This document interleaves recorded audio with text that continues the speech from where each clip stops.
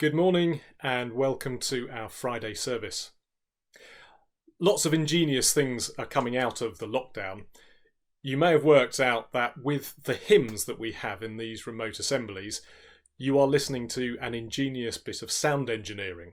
And I just want to say thank you to Miss Woolton, the music department, and everyone who is lending their voice to our hymns by recording themselves individually at home so that they can then be layered together into a remote choir. So we're coming to our hymn. Please don't be tempted to skip through it. I encourage you to use this as a bit of time to go slow. Get yourself a hot drink, get settled, and have a community moment as we sing In Christ Alone.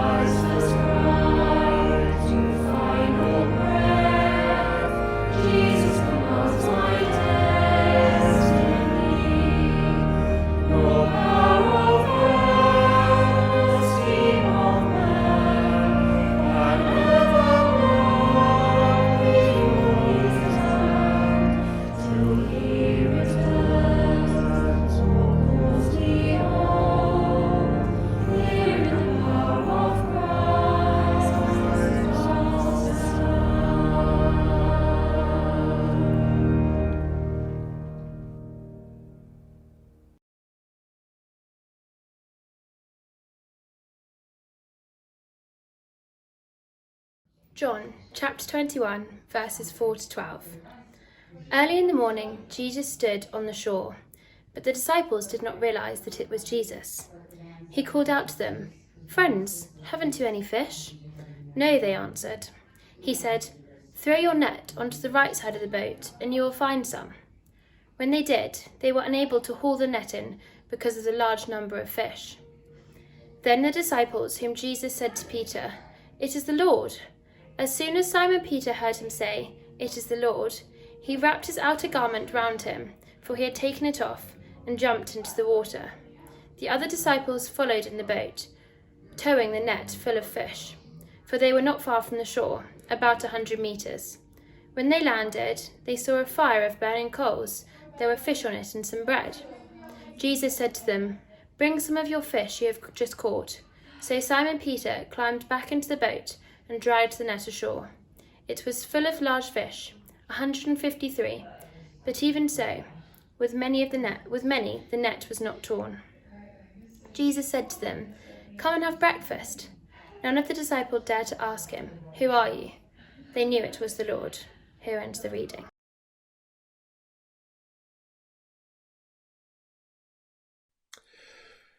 So my thought today is for anybody who is feeling a little bit stuck. Now that might be lots of us at the moment. We have all been grounded in a way that hasn't happened in any of our lifetimes. To help with this, I want to look at two passages from John's Gospel, which come at either end of the Easter story. John, the Gospel writer, shows us the story of a group who felt very stuck, but then found a way out of it. And you can understand this as a story of two campfires. And I have two pictures by an Italian medieval artist to help illustrate this. Here's the first. This is a picture of Peter's denial of Jesus. Here Jesus is upstairs under arrest, while down below his friend Peter is warming himself with strangers by a fire. The reading that goes with this is from John chapter 18. "You aren't one of this man's disciples too, are you?" a servant girl asked Peter. He replied, "I am not." It was cold, and the servants and officials stood around a fire they had made to keep warm. Peter also was standing with them, warming himself. So not only are the characters here cold, but their meeting is confused. Indeed, when you look at it, it's difficult as the viewer to know exactly where to look. The only point of reference is the accusing arm of the servant girl. This is a difficult meeting. This is a meeting of people who are ill at ease with each other. It's a meeting where there is tension in the air. Now contrast this picture by the same artist. And the reading that goes with this is from John chapter 21. It's the reading that we had earlier. Here's a couple of verses from it. "When they landed, they saw a fire of burning coals there with fish on it and some bread. Jesus said to them, 'Bring some of the fish you have just caught.' So Simon Peter climbed back into the boat and dragged the net ashore. It was full of large fish, 153, but even with so many, the net was not torn. Jesus said to them, 'Come and have some breakfast.' None of the disciples dared ask him, 'Who are you?' They knew it was the Lord." So this is quite a different sort of meeting. In this picture, you know exactly where to look, because Jesus on the left is the focus. The disciples are either looking at him, or a couple of them are looking at the huge catch of fish in their nets. The fire hasn't quite made it into the picture, but our Bible reading does mention it. The artist wants to show a very different kind of meeting here. In this meeting, order is wonderfully restored. The disciples have a focus they never expected to see, their risen Lord. It's completely bewildering, but it's also amazing. This is a meeting of friends brought back together. They've all moved on. They are all in a new place together. There is a whole approach here that Christians remember in this season of Easter, and I think it's helpful for anyone who feels stuck. So instead of thinking yourself as trapped in one place, think as yourself as on a journey from one campfire to another.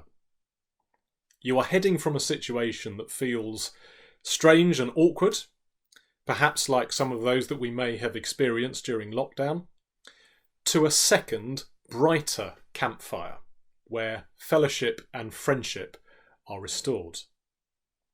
When does that come? We don't know, and the disciples didn't either in the story. But we can still look forward to a better day.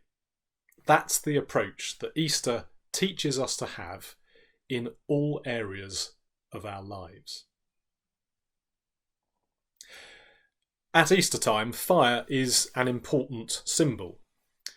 As I say this morning's prayer, I'm going to show a photo of the Easter fire that was lit on the Upper Close this year.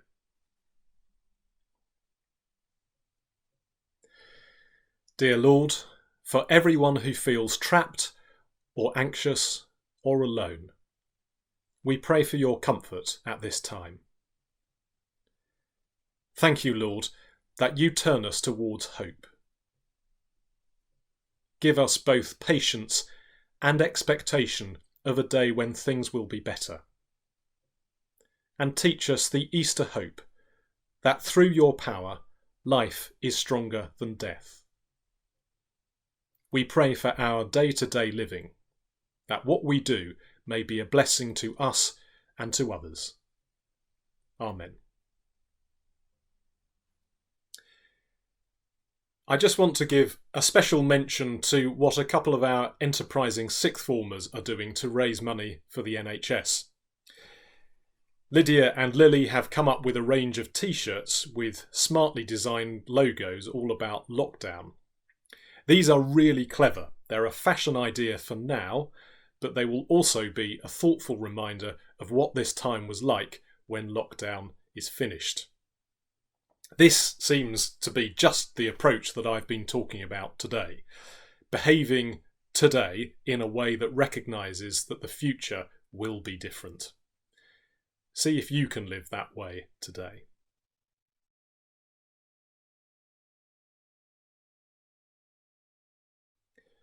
May the grace of our Lord Jesus Christ, and the love of God, and the fellowship of the Holy Spirit be with us all evermore. Amen.